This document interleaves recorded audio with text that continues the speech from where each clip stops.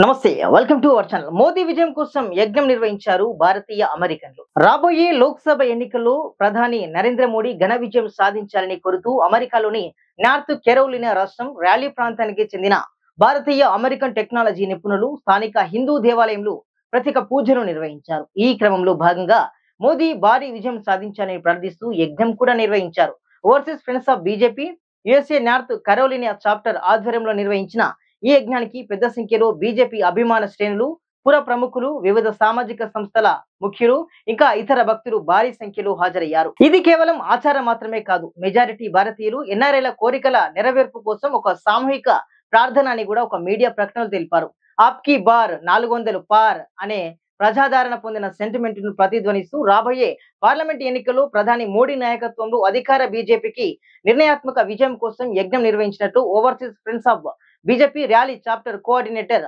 రాజు కూరపాటి తెలిపారు.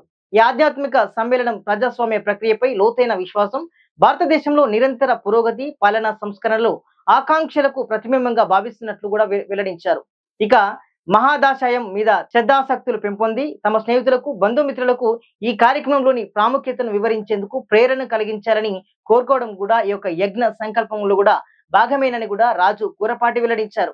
మోడీ విజయం భారతీయులందరికీ గర్వకారణమే కాకుండా దేశాన్ని దశాబ్ద కాలం అత్యున్నత పారదర్శక ప్రమాణాలతో పరిపాలించిన ఆయన మచ్చలేని వ్యక్తిత్వానికి, తిరుగులేని నాయకత్వానికి మెచ్చి ప్రజలు ఆయనకు తిరిగి ఇవ్వగలిగిన బహుమతి అని కూడా గుర్తు చేశారు. ఇక ఇది భారత ప్రజల సుస్థిర ధ్యేయం అని కూడా పేర్కొన్నారు.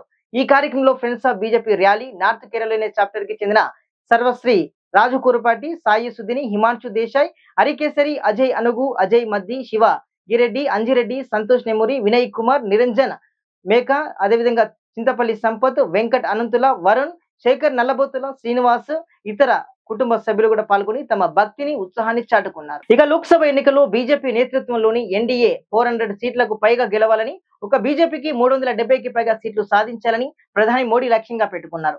ఏప్రిల్ 19 నుంచి జూన్ 1 వరకు 7 దశల్లో లోక్సభ ఎన్నికలు జరగనుండగా జూన్ 4న ఫలితాలు వెల్లడి కానున్నాయి.